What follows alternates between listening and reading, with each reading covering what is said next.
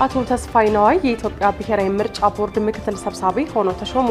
የሕዝብ ተወካዮች ምክር ቤት ዛሬ ባካሄደው 6ኛ ዙር 4ኛ ዓመት 36ኛ መደበኛ ጉባኤ የብሔራዊ ምርጫ ቦርድ አመራሮችን ሹመት አጽድቋል። በዚህ ምክር ቤቱ የፌዴራል መጀመሪያ ደረጃ ፍርድ ቤት ምክትል ፕሬዝዳንት የሆኑትን አቶ ተስፋይ ነዋይን የኢትዮጵያ ብሔራዊ ምርጫ ቦርድ ምክትል ሰብሳቢ አድርጎ ሾሟል። በተጨማሪም የፌዴራል ከፍተኛ ፍርድ ቤት ምክትል ፕሬዝዳንት የሆኑትን አቶ ተክሊት ይመስልና በሐረሪ ክልል ከፍተኛ ፍርድ ቤት ዳኛ የሆኑት ወይዘሮ ነሲም አሊ የምርጫ ቦርድ የስራ አመራር አባል አድርጎ ምክር ቤቱ ሰይሟል። በምክር ቤቱ በጠቅላይ ሚኒስትር አብይ አህመድ የቀረበውን የእጩዎች ሹመት ውሳኔ ሀሳብ የመንግስት ዋና ተጠሪ ሚኒስትር ዶክተር ተስፋዬ ቡልጅጌ ያቀረበው ሲሆን የምርጫ ሂደቱ ብዙሃነትን ያማከልና የማንኛውንም ፖለቲካ ፓርቲ አባል ያልሆኑ መሆናቸውን አብራርተዋል። ተሿሚዎቹ በምክር ቤት ፊት ቀርበው ቃለ መሃላ የፈጸሙ ሲሆን ምክር ቤቱ ሹመቱን በሁለት ድምፅ ታቅቦና በአብላጫ ድምፅ ማጽደቁን ከምክር ቤቱ ያገኘነው መረጃ ያመለክታል። በቅርቡ የፌዴራል ከፍተኛ ፍርድ ቤትና የፌዴራል መጀመሪያ ደረጃ ፍርድ ቤት ምክትል ፕሬዝዳንቶችን ጨምሮ 6 ሰዎች የኢትዮጵያ ብሔራዊ ምርጫ ቦርድ ምክትል ሰብሳቢና የስራ አመራር ቦርድ አባል እንዲሆኑ በእጩነት ማቅረባቸውን መዘገባችን የሚታወስ ሲሆን ይህ ሹመት የተሰጠው 3 የምርጫ ቦርድ አመራሮች በያዝነው ሰኔ ወር የኃላፊነት ዘመናቸው መጠናቀቁን ተከትሎ ነው። በአዲስ የተተኩት የምርጫ ቦርድ ስራ አመራር ቦርድ አባላት ምክትል ሰብሳቢው አቶ ውብሸት አየለ እንዲሁም ዶክተር አበራ ደግፉና ብዙ ወርቅ ከተተ ናቸው። በደቡብ ወሎ የተፈናቃዮች መጠለያ የሕክምና አገልግሎት ማጣት ህሙማንን ለከፍተኛ ችግር ማጋለጡ ተነገረ። በአማራ ክልል ደቡብ ወሎ ዞን በሐይቅ ጃሬ የስደተኞች ጣቢያ የሚገኙ የሀገር ውስጥ ተፈናቃዮች ባለፉት 6 ቀናት ምንም አይነት ሕክምና ባለማግኘታቸው ህሙማን በከፍተኛ ችግር ውስጥ መሆናቸው ተነግሯል። ከተለያዩ የኢትዮጵያ አካባቢዎች ተፈናቅለው በአማራ ክልል ተውለደሬ ወረዳና ሐይቅ ከተማ የሚገኙ የሀገር ውስጥ ተፈናቃዮች ባለፉት 5 ዓመታት በረድኤት ድርጅት አማካኝነት በመጠለያ አገልግሎት ይሰጥ የነበረው ክሊኒክ በበጀት እጥረት ምክንያት ስራውን ማቋረጡ ስጋት እንደፈጠረባቸው አንስተዋል። ተፈናቃዮቹ በእርዳታ ላይ የተመሰረተ ኑሮ ስላላቸው በራሳቸው አቅም መታከም ሆነ መድኃኒት መግዛት አለመቻላቸውንም አንስተዋል። በሐይቅ ጃሪ የስደተኞች እንዲሁም በመካነ ኢየሱስና ጃራ የስደተኞች መጠለያ ጣቢያ ውስጥ የሚገኙ ህጻናትና የሳምባ ምች በሽታ በተደጋጋሚ የሚጠቁ ሲሆን ወባና ሌሎች ተላላፊ በሽታዎችም የተፈናቃዮቹ ችግር መሆናቸውንም ተፈናቃዮቹ አንስተዋል። ተፈናቃዮቹ በመጠለያ ጣቢያዎቹ የተሟላ መሰረተ ልማት አለመኖር፣ የምግብ እጥረትና የመጠለያ ጣቢያዎች የተመሰረቱበት አካባቢ ከከተማ ውጭ መሆን በቀላሉ በተላላፊ በሽታ እንዲጠቁ ምክንያት መሆኑንም አስረድተዋል።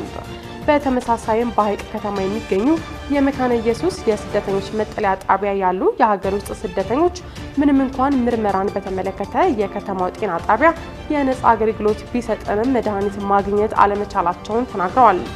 የሀገር ውስጥ ተፈናቃዮች እንዲሰፍሩበት የተደረጉበት ቦታ ከተቋምና ከከተማ የራቀ ነው የሚሉት የደቡብ ወሎ ዞን ጤና መምሪያ ህብረተሰብ ጤና አደጋዎች መከላከልና ምላሽ ቡድን አስተባባሪ አቶ ሸቱ ይማም ዩኒሴፍና የዓለም ጤና ድርጅት በበጀት ምክንያት በመጠለያ ጣቢያዎቹ ሊሰጡት የነበረውን ሕክምና ማቋረጣቸው ችግር ሆኗል ማለታቸውን ዶችቬሌ ዘግቧል።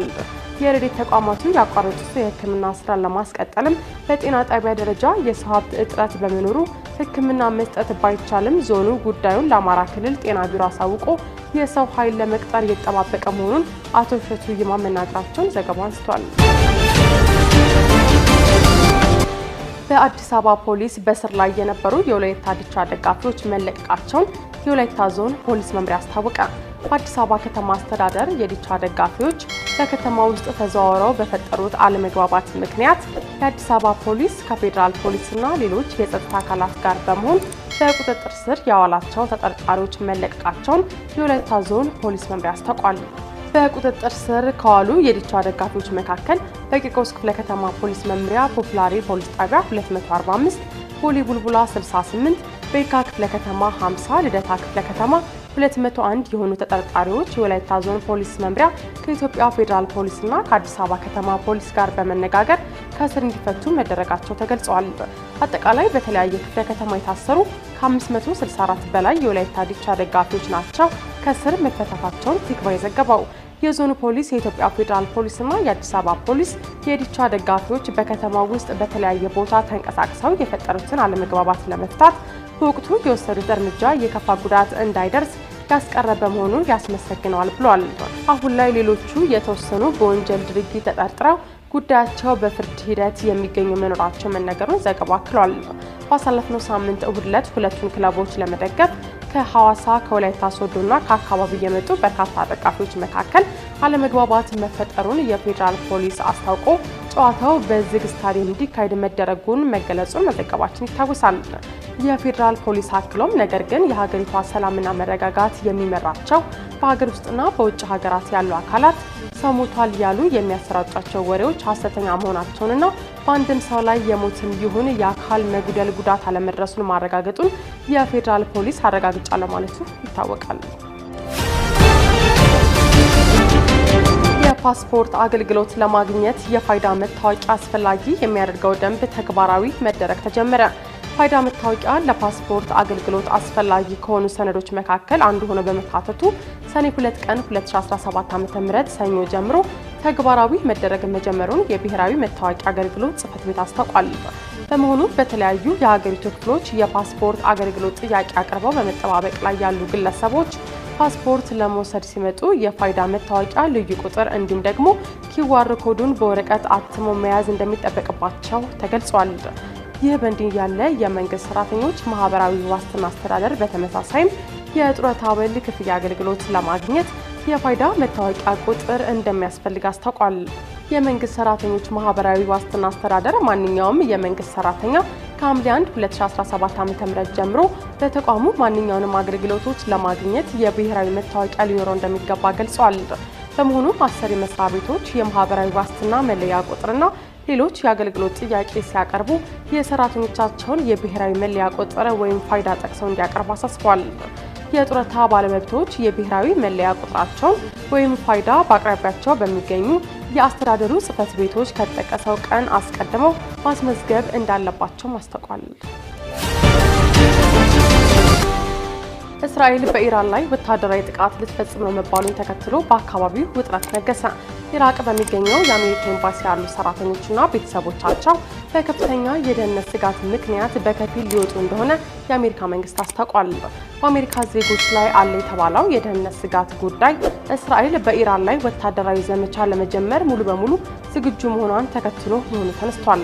እስራኤል በኢራን ላይ ወታደራዊ እርምጃ ልትወስድ መሆኑ እንደተነገራቸው የሚጠቅሱት የአሜሪካ ባለስልጣናት ይህንን ተከትሎ የአሜሪካ ይህንን እርምጃ ለመውሰድ እንደተገደደች ባለስልጣናት ነግረውኛል ሲል ሲቢኤስ ኒውስ ዘግቧል። ጥቃቱን ተከትሎ ኢራን በአጎራባች ኢራቅ ውስጥ በሚገኙ አንዳንድ የአሜሪካ ጣቢያዎች ላይ የበቀል እርምጃ ልትወስድ እንደምትችል ዩናይትድ ስቴትስ መረጃው አላት የተባለ ሲሆን ዩናይትድ ስቴትስ ዜጎቿ በዛሬው ዕለት ከዚህ አካባቢ ለቀው እንዲወጡ ማሳሰቢያ መስጠቷንም ዘገባው አንስቷል። ዩናይትድ ስቴትስ የውጭ ጉዳይ መስሪያ ቤት በበኩሉ በአካባቢው ያለው ውጥረት እየጦዘ በመሆኑ ወታደራዊ ያልሆኑ የመንግስት ባለስልጣናት ኢራቅን ለቀው እንዲወጡ ትዕዛዝ መስጠቱን ተሰምቷል። ይህ የተሰማው አሜሪካ ከኢራን ጋር በቴህራን የኒውክሌር ፕሮግራም ዙሪያ የሚያደርጉት ንግግር መቋረጡ በተሰማ በጥቂት ጊዜ ውስጥ ነው። በዚህ የኢራን የኒውክሌር ፕሮግራም ጋር በተያያዘም በመካከለኛው ምስራቅ የአሜሪካ ልዩ መልእክተኛ የሆኑት ስቲቭ ዊትኮፍ በመጪው ቅዳሜ ከኢራን ባለስልጣናት ጋር ለመነጋገር ቀጠሮ እንደያዙ ተሰምቷል። የኢራን መከላከያ ሚኒስትር በበኩላቸው የኒውክሌር ስምምነት ቢከሽፍና ትራምፕ ወታደራዊ እርምጃ ኢራን ላይ የሚያዙ ከሆነ ሀገራቸው በቀጠናው በሚገኙ የአሜሪካ ወታደራዊ ሰፈሮች ላይ የአጸፋ እርምጃ እንደምትወስድ ተናግረዋል። የአሜሪካው ፕሬዝዳንት ዶናልድ ትራምፕ ይህንን ጉዳይ በተመለከተ ባደረጉት ንግግር የኤምባሲ ሰራተኞች በዚያ መቆየታቸው አደገኛ ሊሆን ይችላል፣ ምን እንደሚፈጠር አብረን እናያለን ብለዋል።